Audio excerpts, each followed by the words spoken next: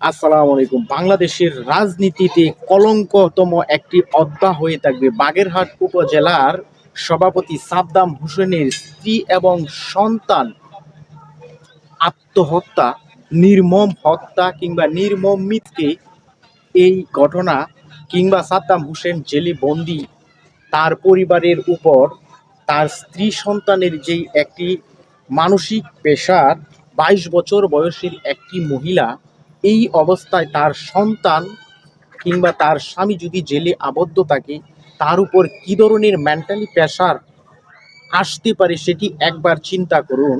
যেই ৯ মাসের একটি সন্তান এই সাদ্দাম হোসেন যাকে কোনোদিন আজ পর্যন্ত ছুঁয়ে কুলে নিয়ে পর্যন্ত দেখতে পারেনি, ১১ মাস ধরে তিনি জেলখানায় আবদ্ধ।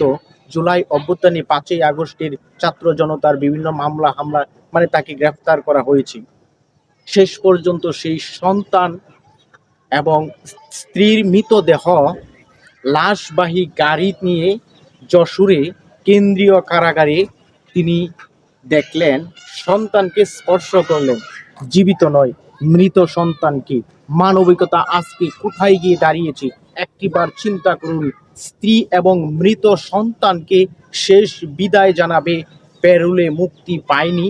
জেল কর্তৃপক্ষ অবশ্য দাবি করতেছে প্যারোলের মুক্তির জন্য আবেদন করা হয়নি। আবেদন যদি নাও করা হয় এই অবস্থায় অবশ্যই সরকারি উদ্যোগে জেলখানা কর্তৃপক্ষের উদ্যোগে তাকে প্যারোলে মুক্তি দেওয়া, অন্তত জানাজা পর্যন্ত কিংবা দাফন কাফনের সময়টা পর্যন্ত তাকে দেওয়া উচিত ছিল বলে অন্তত আমি মনে করি। দেখুন, এখন পর্যন্ত কিন্তু সাদ্দাম হোসেনের দোষী সাব্যস্ত সেটি কিন্তু আদালত দ্বারা স্বীকৃত কিংবা প্রমাণিত হয়নি। তারপরেও কেন তাকে প্যারোলে মুক্তি দেওয়া হলো না? ৫ই আগস্টের পরেও যদি ৫ই আগস্টের আগের যেই পুনরাবৃত্তি বিভিন্ন সময় প্যারোলে মুক্তি পেয়েছে, এ ধরনের দৃশ্য শেখ হাসিনা সরকারের আমলেও দেখেছি, কিন্তু তাকে এই সময়ে সন্তান স্ত্রীর জানাজায় প্যারোলে মুক্তি দেওয়া হলো না। যেই সকল রাজনৈতিক দলীয় নেতাদের কারণে, দলের কারণে সাদ্দাম হোসেন জেলে আবদ্ধ, মানসিক চাপ সহ্য করতে না পেরে আজকে এই ঘটনার ঘটেছে।